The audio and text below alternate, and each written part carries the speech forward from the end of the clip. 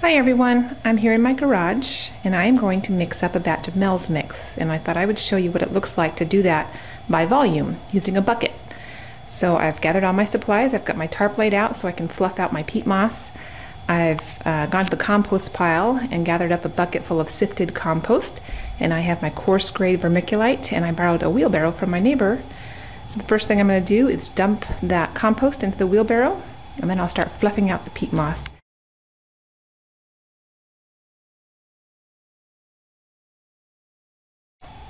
I have my compost in the wheelbarrow. This is finished homemade compost. It's very dark, nice and crumbly. There's no identifiable pieces of anything left. And I have my bucket full of peat moss that I fluffed out.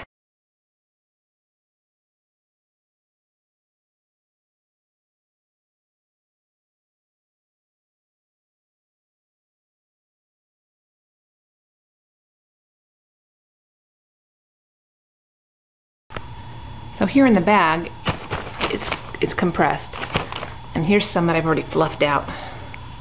It just crumbles apart, and it's completely dry. So I just take my shovel,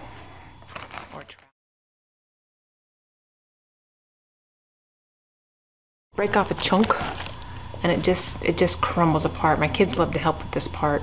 If you don't want to get down on your hands and knees and do it with your hand, you can just bash at it with a shovel. But you know, once you get all these big chunks crumbled up, then break off another chunk and fluff some more. And you'll get it all uncompressed.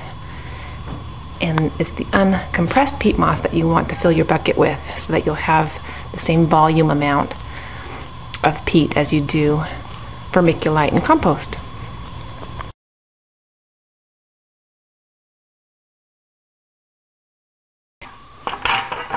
Okay, now I have equal parts compost and peat moss.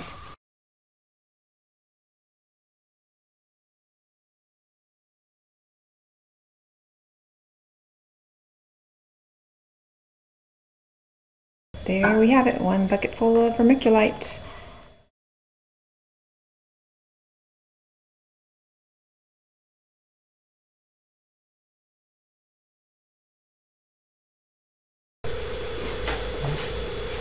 Okay, in the wheelbarrow I have one bucket each of fluffed out peat moss, coarse vermiculite, and blended compost.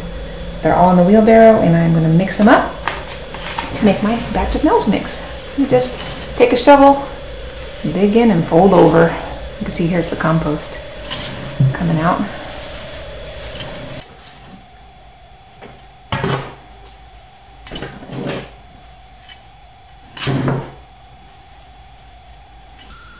Okay, so it's been a few minutes, and as I'm digging in here now, I'm not finding any more pockets of vermiculite or peat or compost coming up. And so, I believe this is thoroughly mixed now. You know, every now and then you're going to find a clump like this. My girls call them Easter eggs. Usually have compost inside, just break them up with your hands, but I really consider this to be fully incorporated now, and it's ready to go take out to my bucket. So there you have it, and you can see that one 5-gallon bucket of each of the three components really makes a nice wheelbarrow full, and you have room to mix without overflowing. If you don't need so much, just use a smaller bucket. Happy gardening!